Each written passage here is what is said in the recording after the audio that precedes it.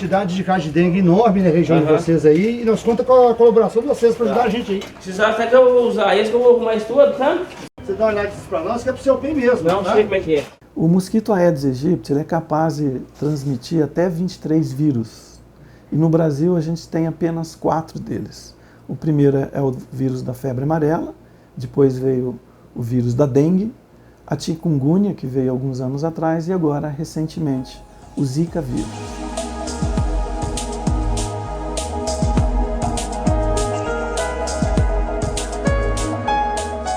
Nessa hora, se não é a intelectualidade brasileira, se não são os especialistas que estão na universidade que vão contar ao povo o que está acontecendo, quem é que vai contar?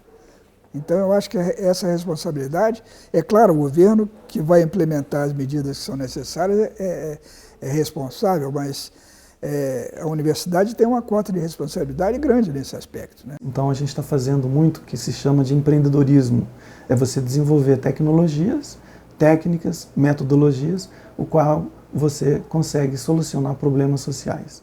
E o que a gente faz aqui no nosso laboratório, do Departamento de Parasitologia, é realmente tentar resolver um problema de saúde pública, melhorar a qualidade de vida do brasileiro. Por exemplo, nós desenvolvemos tecnologias que aceleram o mapeamento de cidades de onde se encontra o vetor da dengue. Isso auxilia muito o município a localizar os focos e tentar eliminá-los. Essa tecnologia se chama monitoramento inteligente da dengue, tem várias ferramentas, existem armadilhas, utilizamos GPS, internet, divulgação online em tempo real, coisas assim extremamente modernas, inclusive num preço extremamente acessível para os municípios poderem ser usados.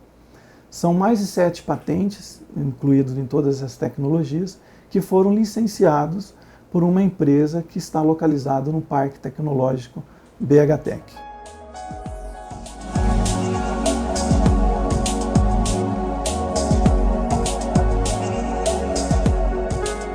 Nós imaginamos que um problema de capturar mosquito, né? Imagina a natureza em aberto, capturar um mosquito é uma coisa bastante complexa.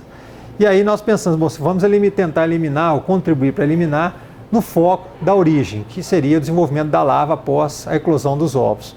E aí nós desenvolvemos uma metodologia que fosse capaz de não deixar a larva proliferar, se tornar a pupa e posteriormente se tornar o mosquito. Esse processo é um processo que nós desenvolvemos. Esse tijolo é um tijolo comercial. Ele tem uma grande vantagem porque ele tem uma densidade menor do que a da água, então ele sendo usado na água, ele está na superfície da água. Na fase inicial ele está virgem, sem ser tratado. Depois de um tratamento químico, então o tijolo é mergulhado, deixa por um certo período de tempo. Ele ainda molhado, ele sofre um tratamento térmico e aí ele fica desse jeito para ser utilizado. Nessa situação ele está pronto a ser utilizado desde que esteja na presença de luz e de água. Então assim ele está inativo. Na água sem luz ele está inativo, na água com luz ele está em atividade. E aí ele faz o objetivo dele de tentar contribuir para a redução da proliferação das larvas. E não proliferando larva, não se tem então o mosquito da dengue, consequentemente não tem a dengue.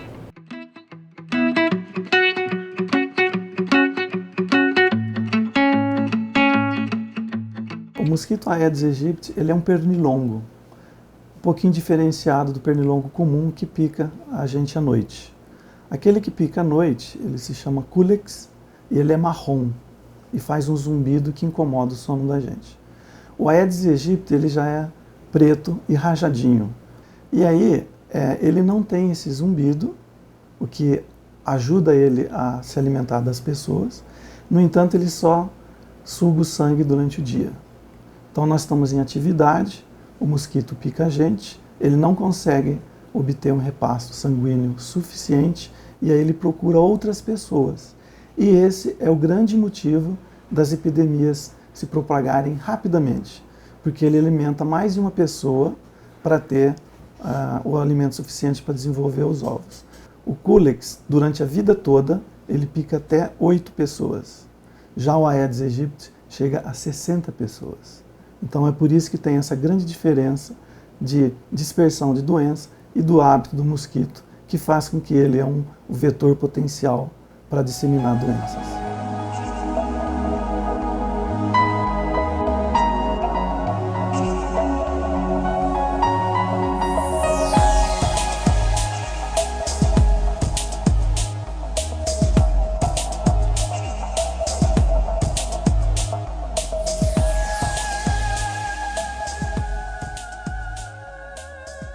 Por exemplo, na literatura fala-se que o mosquito só vive em água clara, transparente. Isso não é mais verdade, porque se você retira todos os criadores, ele vai ter que colocar um ovo em qualquer outra água. Então hoje ele mudou o ambiente dele. Falava-se que o mosquito nunca ia atingir climas semitropicais ou altitudes como a cidade de São Paulo. Hoje a cidade de São Paulo já está começando a ter epidemias.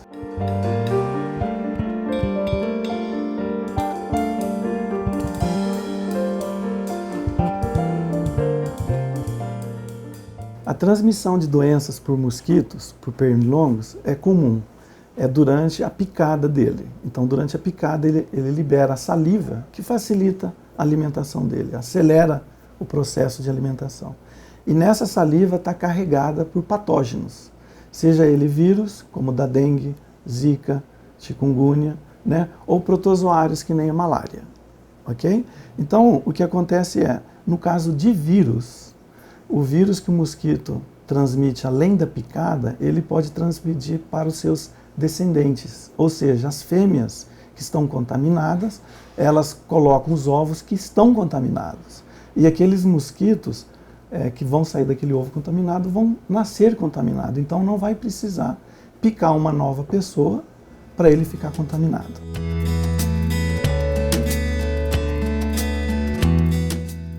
A relação causal entre o Zika vírus e a microcefalia, ela não está completamente estabelecida, mas é uma hipótese muito forte, especialmente por duas questões. Primeiro, quando a gente considera a relação temporal, né? Considerando que os casos de microcefalia no país começaram a ser detectados, e a gente olhando para trás, né, para o período de gestação dessas crianças que nasceram com microcefalia, coincide com a identificação da circulação do vírus no país. A segunda indicação, né, forte da possibilidade do Zika vírus estar associado à microcefalia é o encontro do vírus no líquido amniótico de gestantes que tiveram a ultrassom evidência de crianças com microcefalia, né? Então são duas situações muito fortes, né, para a gente pensar na causalidade entre o vírus e esse quadro de microcefalia. Um fator que está sendo esquecido, né, frequentemente você vê a menção aos 3 vírus que o Aedes transmite, né, o 4º vírus, que é a febre amarela, é muito mais perigoso, né, é letal em dias. Por que a gente não se preocupa com a febre amarela? Porque existe uma vacina extremamente efetiva. A vacina contra a febre amarela protege praticamente durante a vida inteira. Agora, se você perguntar como é que se desenvolveu essa vacina, surgiu uma mutação numa cultura de tecidos em rim de hamster, um vírus com uma mutação que ainda é infectante e é altamente imunizante. Como é que isso aconteceu? Pura sorte. A vacina é tão efetiva que ela tem sido proposta como carreadora de peptídeos ou de produtos, por exemplo, de malária ou do HIV, para imunizar contra essa outra doença, né?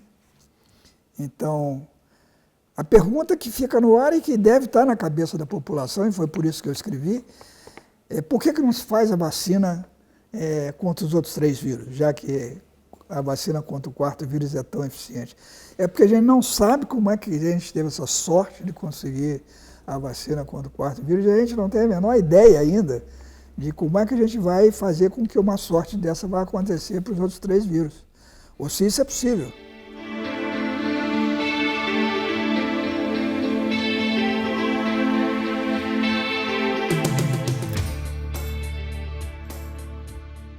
O tempo de vida dos ovos no meio ambiente chega até 450 dias.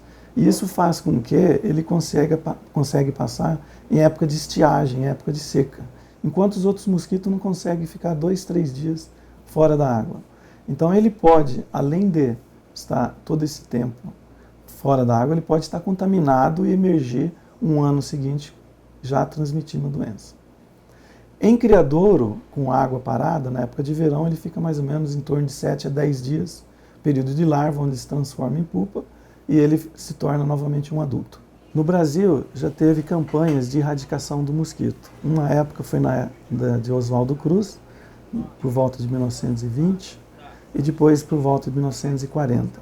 Nessa época era possível fazer a erradicação porque o homem se movimentava através de transporte, carroça, carruagem, os carros ainda o motor era muito pouco desenvolvido. Hoje em dia é impossível erradicar o mosquito Aedes no mundo ou em qualquer país. Por quê? Porque a movimentação humana é muito grande.